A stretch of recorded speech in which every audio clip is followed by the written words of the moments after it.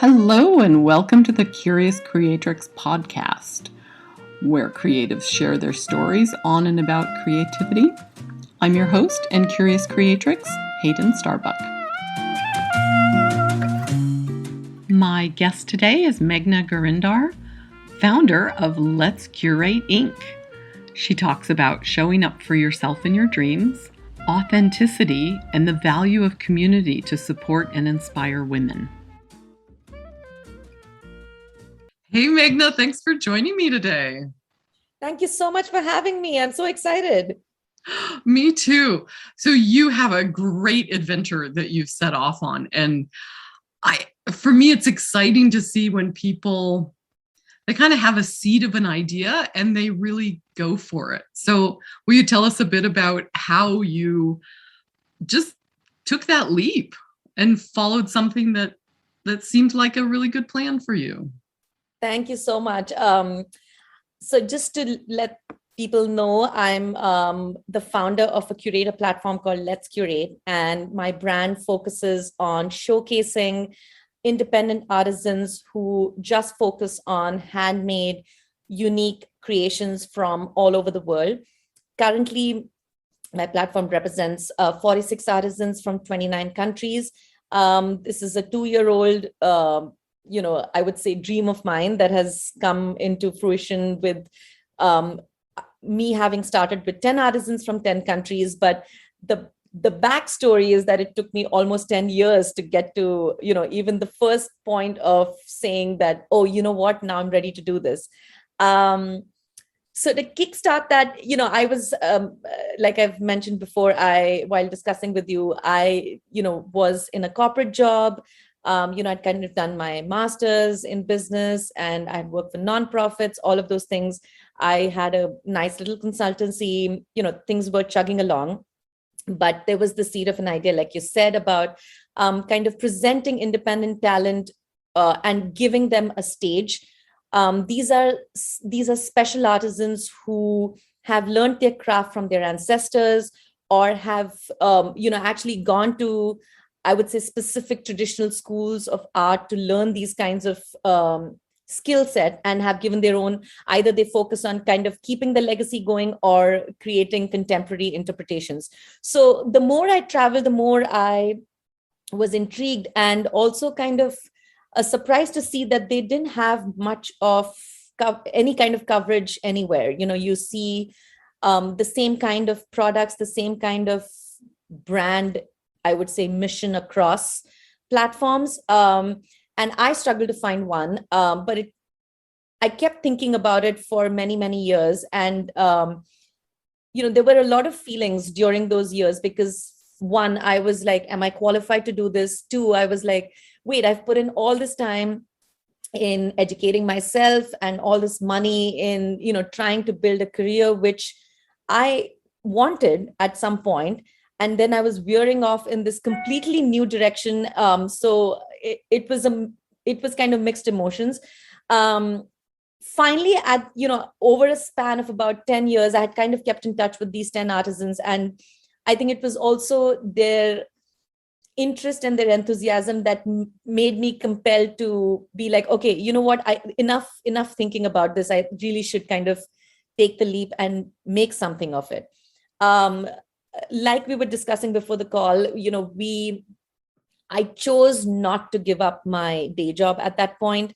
Call me risk averse, call me scared of failure, whatever it may be. I wanted to kind of make sure that this was something that really kind of I could stay on the course, and I wanted to see how long it took. So I gave myself a year and I was doing my day job and this at the same time. And at the end of a year, I kind of had more clarity on what I wanted to do. And it was very clear to me that this is what I wanted to do as a lifelong. If I wanted to have a purposeful life, this was it. I had found my space, and I had found the idea that could take me for a long time. The thing that I want to mention at this juncture is that many people feel when you have this idea, when you want to do something completely new, it should be compartmentalized as a part-time hobby or as an interest or something that you try on the side. And or if you know really feel compelled from within, there is also kind of this expectation, or I would say conditioning, where people are like, oh, if this is your passion, leave everything and put your mind and soul into this, and it will work out. I chose to play it safe because I didn't want to, I would say, I didn't want to start on this path and then realize that, wait, this is not what I want to do. I'm giving it my 24/7 attention, but it's not something that is going to take me through for my entire purposeful life. So I did that. And I feel like there is a taboo in having that kind of a mindset. So it also was a bit of a, I had to kind of reset my mind to stop feeling guilty about being risk averse, which is crazy if you think about it, because why would you not want to kind of be, but I felt like, wait, why am I not, am I, this playing it safe, is this a good way to live your life? Is it a good, because you're always reading about people who just gave up everything and then started this business and were amazing, but we forget about like the thousands and millions of people who probably have done that and it wasn't the right move for them, and it ended up being a very frustrating life choice. And you don't, at the end of it, you want to have a happy, fulfilled life. So I chose to kind of do this, and I want to kind of bring, it worked for me. And I feel like there are many people, other artisans that I've spoken to, who also feel, I'm an architect, but I also want to kind of create this crazy kind of jewelry line. But what if I don't give up my architecture job? No, you can do it all. You should try doing it all. And then after a while, you get clarity on what is making you happy. And that's when you make choices. So I kind of want to kind of focus on the part of that it's okay to give yourself time to try things, and it's okay to say, I want this as my security blanket, but I'm also going to try this.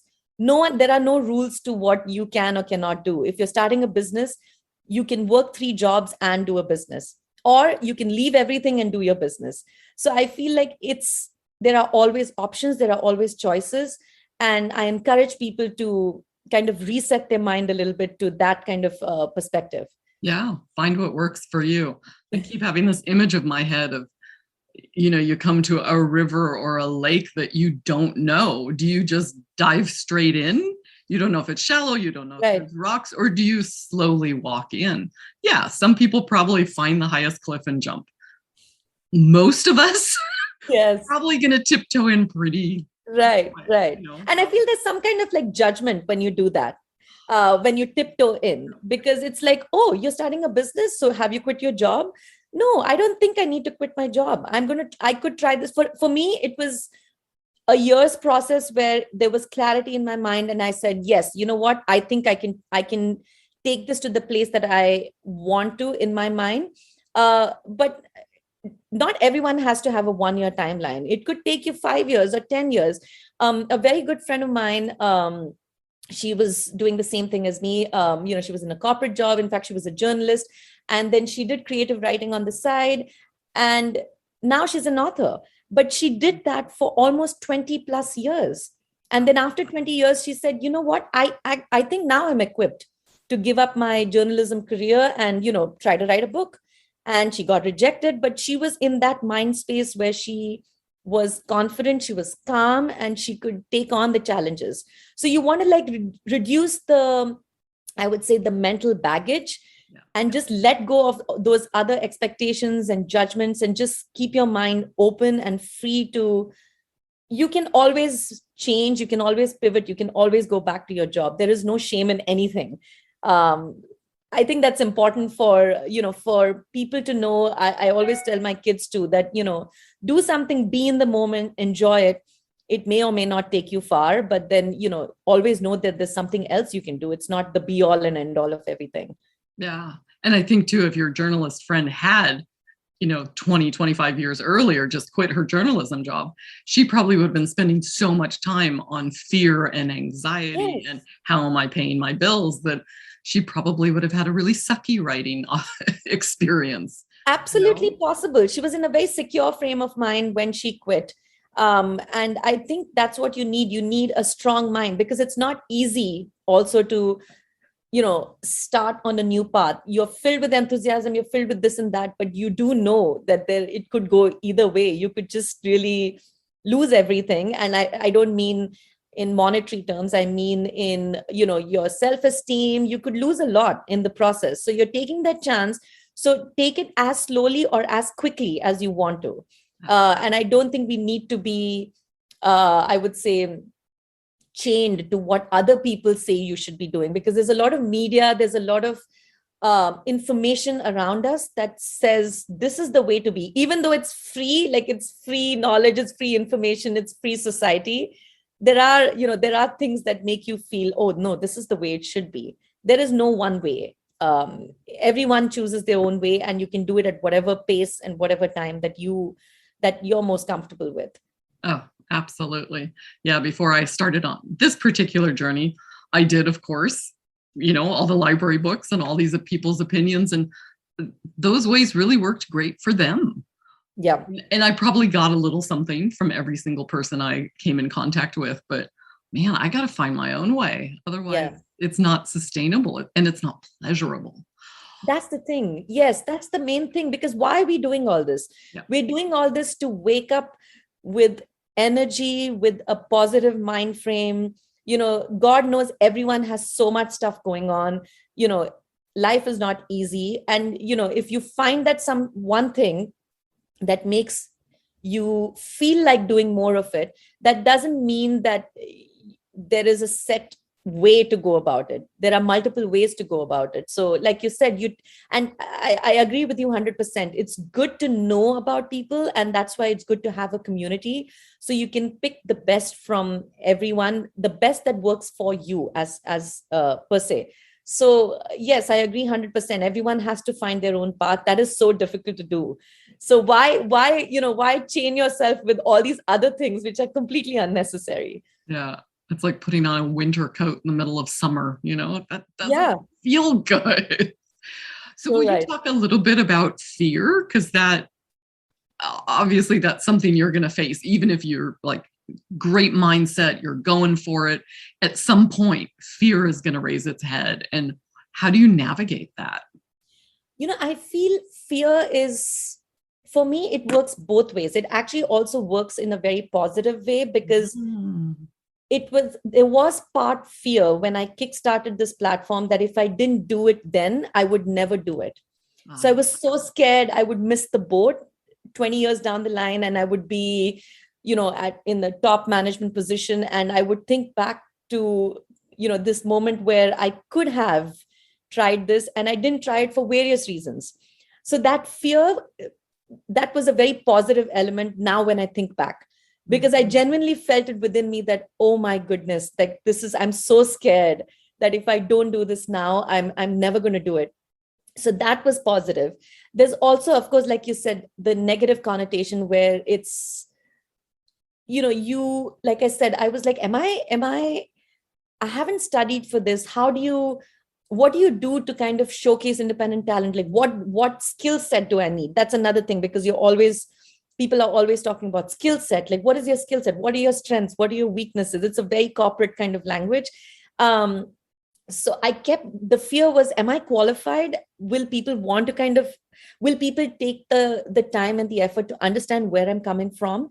And I was so surprised that I got so much enthusiasm and such a positive response from almost everyone that I spoke to. And I'm not talking about, there were people who said, I don't understand what your platform is about, and I don't think I want to work with you. That was fine too. I learned, I was fearful of that. And to be honest, I had built it up so much in my mind that actually when someone said, you know what, this doesn't work well for me, it didn't hit me as hard. So fear for most people has a negative element to it. But when I think back to the important parts of my business, I think fear has been positive, because even when people said, no, this does not work for me, that I had already kind of gone through the worst possible scenario. So that didn't feel bad to me. I said, okay, this doesn't work for you. Good. Let's keep in touch. So I'd figured out a way to not let it like pierce my soul and be like, oh my God, this person just said no. Like, how am I going to do this? Yes. And of course, like I said initially, fear for me was positive in the sense that I think it compelled me to just take the leap, and it just compelled me to say, instead of just thinking about this, let me just talk to someone. I want to build a platform. Whom do I talk to about that? And I kind of, like, the fear was huge. It was like this giant ball, and it just kept reducing. And then by that time, my platform was live, and I said, wow, from thinking about it to now, I actually have a space where I can, build it, grow it, and, kind of create my own brand. And that was very exciting. So the fear kind of got reduced. So in my case, the fear turned out to be a very positive aspect of my life in that sense. And it sounds like, too, just saying, okay, if I'm afraid in these areas and this is where I feel a little weak or vulnerable, simply by educating yourself or surrounding yourself by the people who are giving you the answers that help you through that, it's almost just like a road sign that says, hey, maybe check this out, maybe work on looking at this. Absolutely. I agree with that completely, because fear also makes you over prepare. And I'm a big fan of over preparing for anything, because then you've gone through A to Z scenarios, and one of them will hit you, and it doesn't mean you're prepared for everything, but you've thought through it. And there is some way you will figure out to deal with it. So it's not, nothing is catastrophic when when it hit, it's not going to crush you. You're just going to, it's a setback. I look at it as a setback, but the fear has led you to a place where you're like, oh, what if this happens? What if that happens? What if I lose my money? All of those kinds of things. So you've already thought through it. What more can happen? I'm picturing you being in a video game and things are flying at you and you're like, this is no problem, I can do this. Exactly. You end up on the next level. That is the other thing. I feel like sometimes mentally, when something unexpected comes your way, I've kind of trained myself to say, I can wing this. I can wing this. I'm going to say yes, and I'm going to find a way to make it happen. And I might suck at it, but I've actually gone like 5 steps ahead just because I said I can do it. And I may not be an expert, but I've, grown a little bit in just by saying yes, and just by saying that instead of saying no, oh my God, like I'm not, this is not going to work. I've never done this before. Over the past 2 years, I've now set my mind to consciously just say, okay, I'll wing this. I'll just say yes, and I'll figure out a way. It sounds like a willingness. I'm willing to show up for my life. I'm willing to navigate what happens to the best of my ability, and I'm willing to be nice to myself. Absolutely. Yay. Pat yourself on the back. So I'm kind of curious, what's next? Because it sounds like you kind of have your feet pretty solid on this. Do you have some dreams? Is there some little seeds floating around in your heads trying to grab your attention? It's so funny because I was talking to my my right hand woman who's it's almost like we're joined in the hip, because I feel like we're texting each other all the time, because she's like, let's do this, let's do that, let's do this, and it's fabulous to have a teammate like that. But it was funny. We were talking about Let's Curate and the platform, and now I see very clear paths on which we can build the brand and kind of do more. The avenues have expanded despite the pandemic, and actually because of the pandemic, now it forced us to again think of ways which we would not have thought earlier to help artisans. So the path is clear. The execution is what is key now at this point. But it's funny because I was talking to her and I was like, hey, by the way, I have this other idea, which is completely unrelated to Let's Curate. And it was so great for her to be like, you know what, let's carve out like 2 hours every week to talk about this. Aww. And that's the other thing I want to like talk about. It's so nice when you find people who are just like, okay, this is so different. This is not,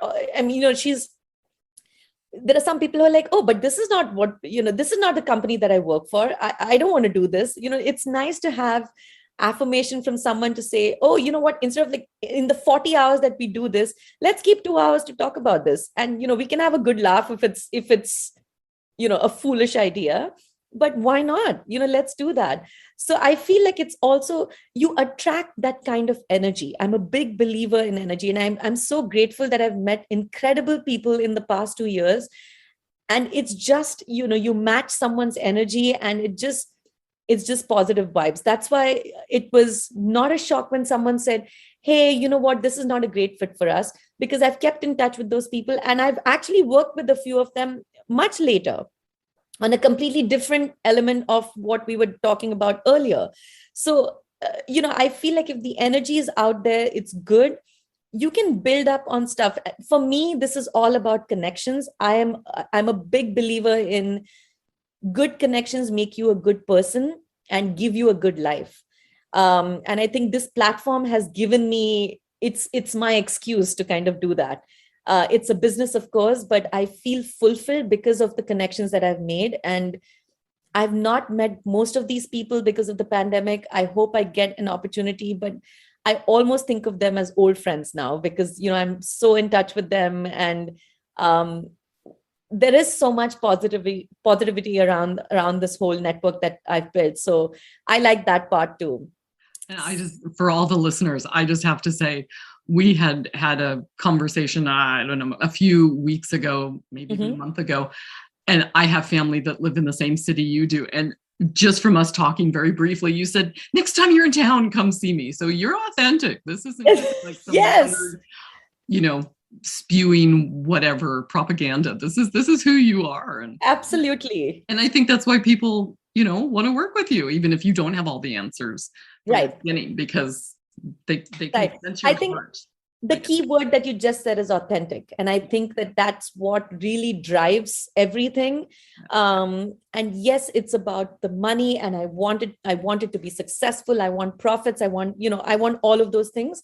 Again, you can align both things. It can be fulfilling in ways beyond the monetary element and beyond the, oh, I got, my profile was in this newspaper, and those are all successes.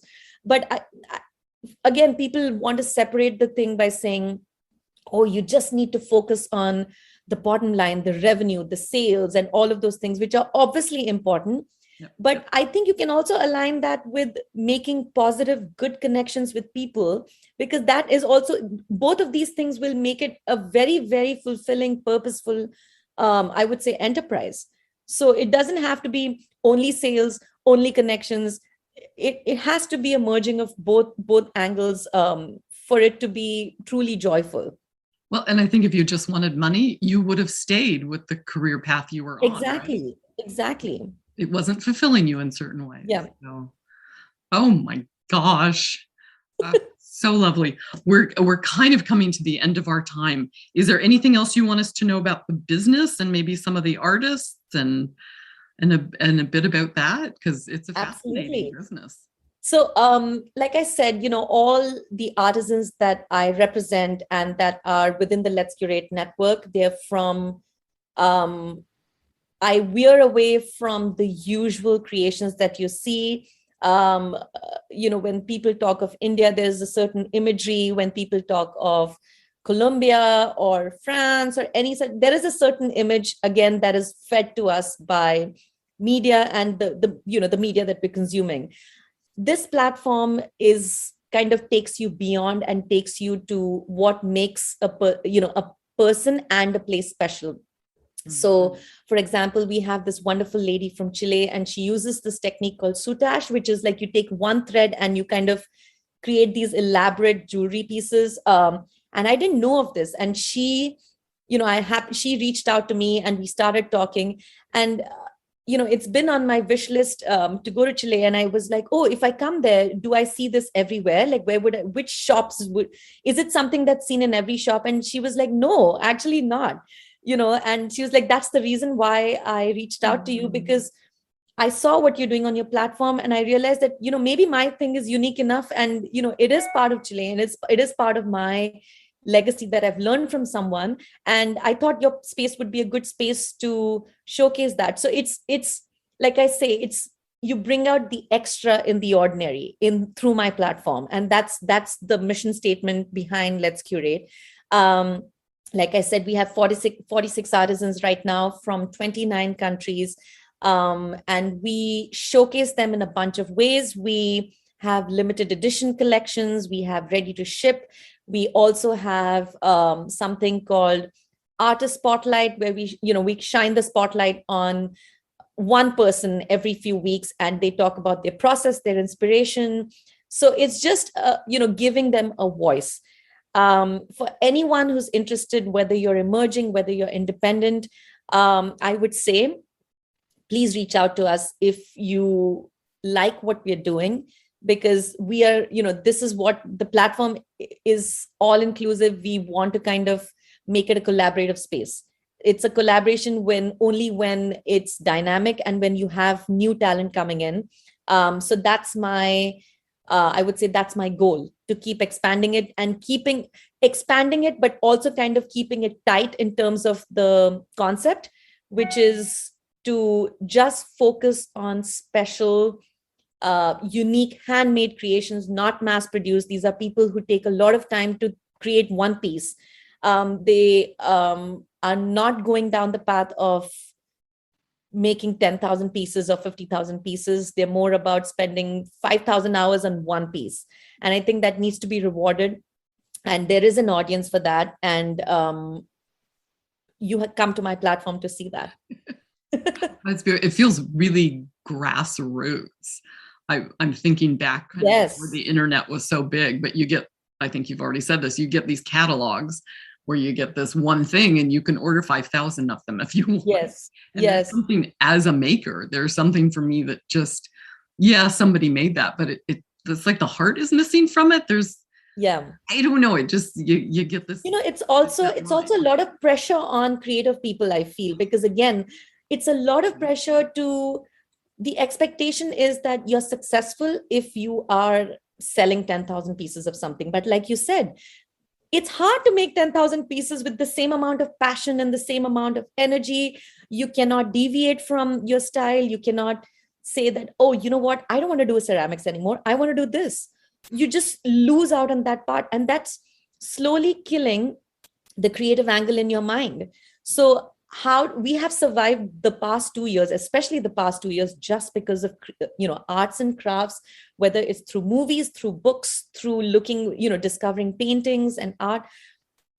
If you don't give creative people the space and the time to do and discover their style, which is also evolving, it's not going to remain the same. It should not remain the same, because that's what art is.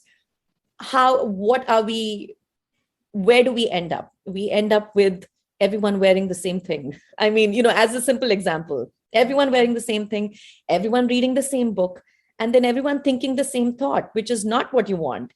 I don't think, that's not what life is about. You need different mindsets, you need different things to grow and prosper.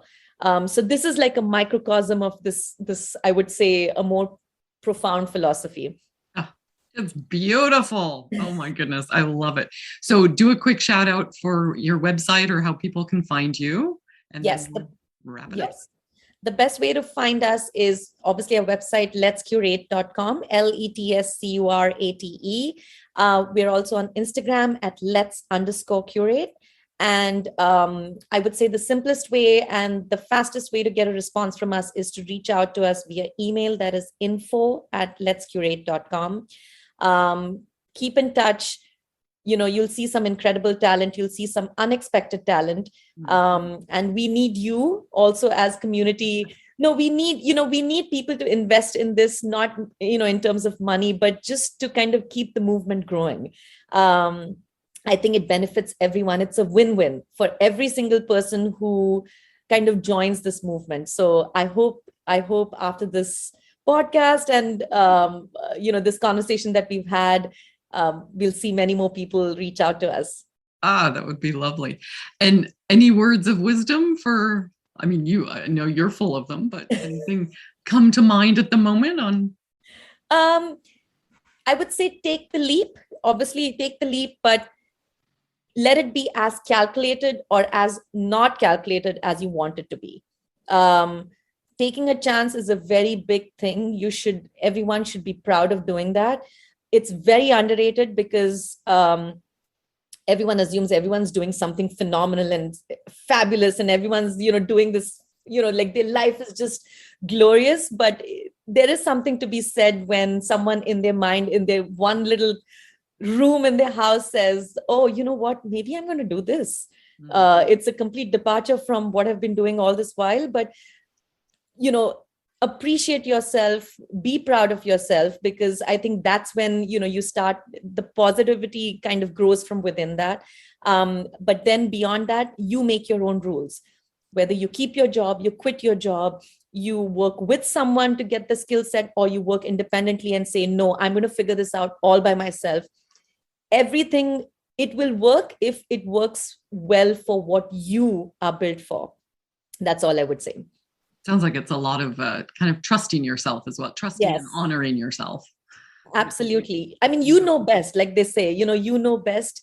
Like when someone is unwell, there can be so many people taking care of them, but only the person who's unwell knows how they're feeling. Yeah. And it's so hard to put that in words, and you should not be able to put that in words because it's such a strong, compelling feeling. So charter your own course, however you want to do it. You can be a stay-at-home mom, you can be, a corporate person and, throw it all up in the air, or you could just say, no, I'm going to do it only for the next month. If I still want to go ahead, I will. If not, I'm just going to leave. And everything is okay. It's all good. It's all about how it makes you feel, and whether you still wake up with enthusiasm and energy for, the world that is not a very kind place all the time. And I will say, because of how things are structured on the planet at the moment, it's very easy to go out and find some community, to find people that will inspire you and lift you up. Absolutely. Yes. Look for those people. I feel that that is also very, and very nice. As I've evolved in my business, that's shifted for me in where I find that support. So be open to continue to honor your growth. Absolutely. One thing I want to say too, that came up when you were speaking earlier, that I think this would be a really good place to say it, is that if you are slightly uncomfortable, that means you're growing. If you're really comfortable and whatever, which is fine sometimes, but if that is also maybe a sign of stagnation. So it's okay to be a little bit. Yes, absolutely.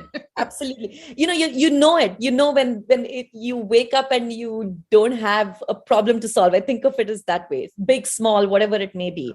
And I'm not talking about problem like, oh, the washer dryer is not working. I don't mean that. I mean a problem in your mind, kind of like a philosophical problem.